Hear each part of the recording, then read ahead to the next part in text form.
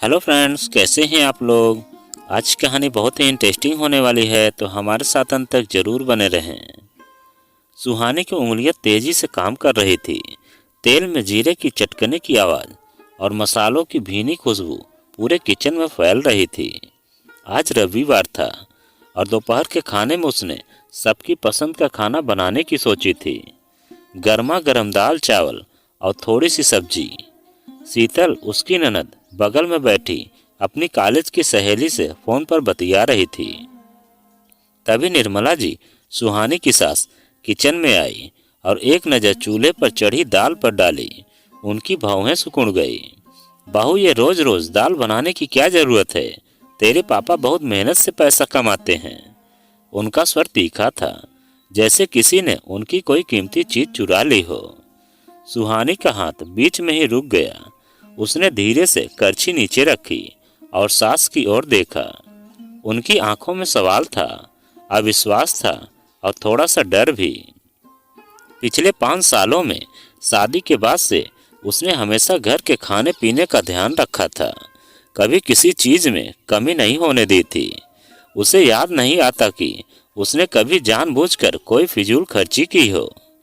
माँ जी, दाल तो सबको पसंद है और ये तो थोड़ी सी ही है। सुहानी ने विनम्रता से जवाब दिया। उसकी आवाज में थोड़ी सी हिचक थी।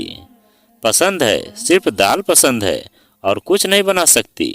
रोज रोज वही घिसा पिटा खाना। हमें भी कुछ अच्छा खाने का मन करता है। निर्मला जी ने अपनी आवाज और ऊंची कर ली। उनकी नजरें दाल के भगोने से हटकर सुहानी पर टिक गईं, जैसे वह कोई अपराधी हो। कमरे में सन्नाटा छा गया।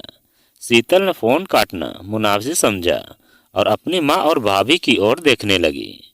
उसकी सहेली को पता चल गया होगा कि घर में कुछ ठीक नहीं है। सुहानी का मन कचोट रहा था। यह पहली बार नहीं था जब निर्मला जी ने खाने को लेकर उस पर टिप्पणी की थी। कभी सब्जी महंगी थी, कभी तेल ज्यादा था और कभी आटे की रोटी थोड़ी मोटी बन गई थी। हर बार उसे यही लगता कि वह कुछ गलत कर रही है। उसने हमेशा से अपने घर में सबको भरपेट खाना देखा था और यहाँ भी उसकी यही कोशिश रहती थी।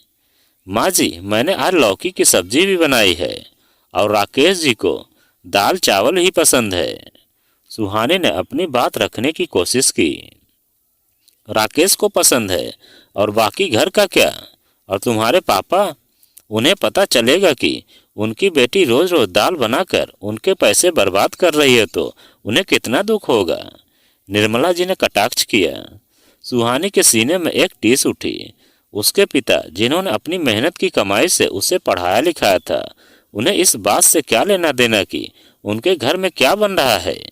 ये तो सिर्फ एक बहाना था, एक तरीका था उसे नीचा दिखाने का। उसने खुद को संभाला। माँ जी, मैंने कभी कोई चीज बर्बाद नहीं की। आप चाहे तो हिसाब देख लीजिए। और पापा ने हमेशा यही सिखाया है कि खाना कभी फेंकना नहीं चाहिए। हिसाब? मुझे तुम्हारा कोई हिसाब नहीं देखना। मुझे तो बस ये देखना है कि मेरे बेटे की कमाई कहाँ जा रही है।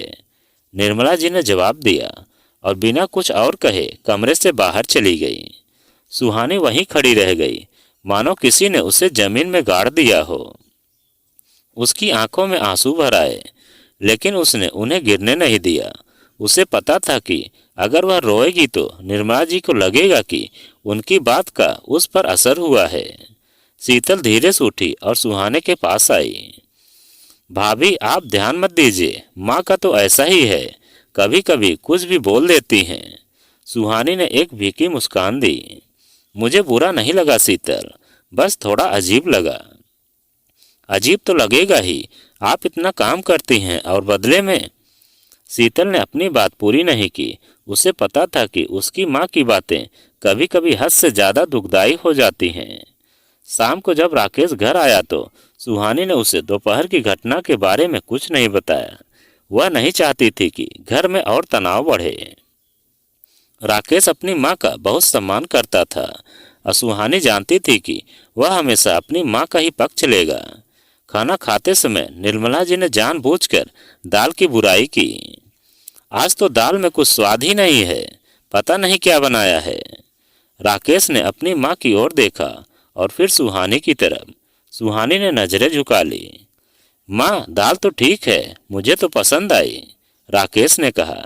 यह एक छोटा सा सहारा था, लेकिन सुहानी के लिए यह बहुत मायने रखता था। अगले कुछ दिनों तक घर में अजीब सी खामोशी छाई रही। सुहानी चुपचाप अपना काम करती रहती, लेकिन निर्मला जी की तीखी नजरें हमेशा उस पर टिकी रहती।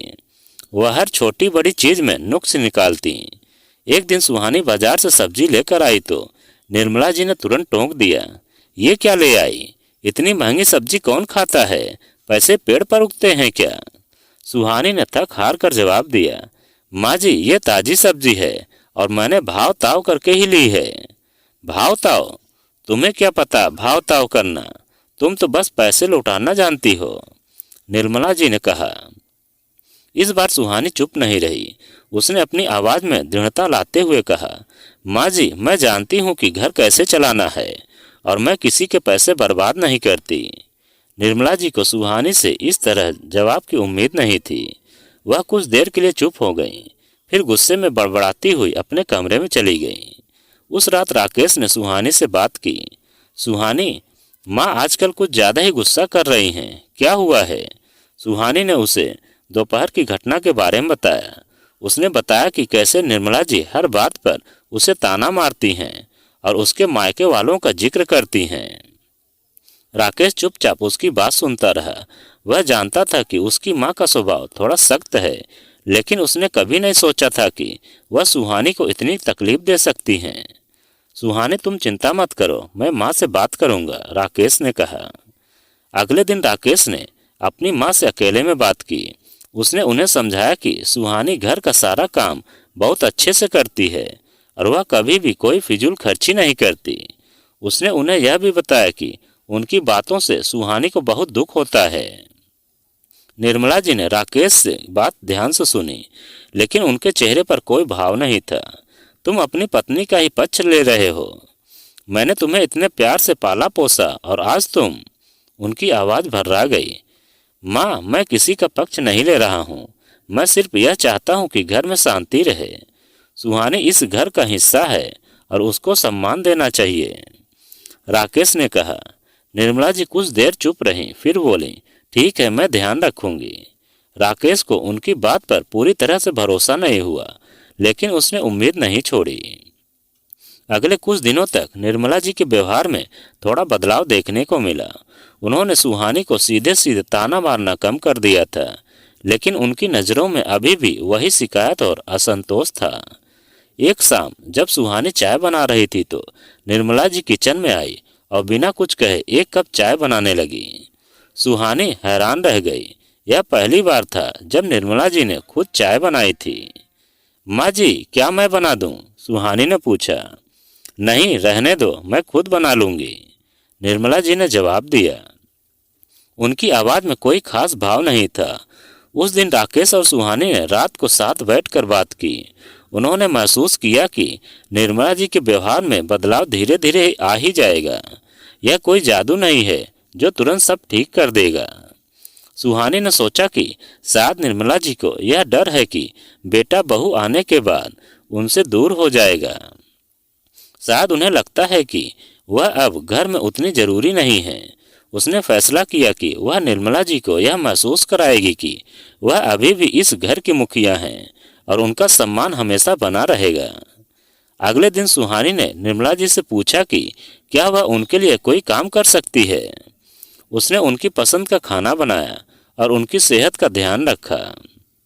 धीरे धीरे निर्मला जी का रवैया बदलने लगा। वह अब सुहानी से खुलकर बातें करने लगी। उन्होंने उसकी राय लेना शुरू कर दिया था और उसकी मेहनत को सराहने लगी थी। एक दिन जब सुहानी दाल बना रही थी तो निर्मला जी किचन में आई और बोली, आज दाल में थोड़ा सा धनिया डाल देना, स्वाद बढ़ जाएगा। सुहानी ने मुस्कुराकर उनकी बात मानी।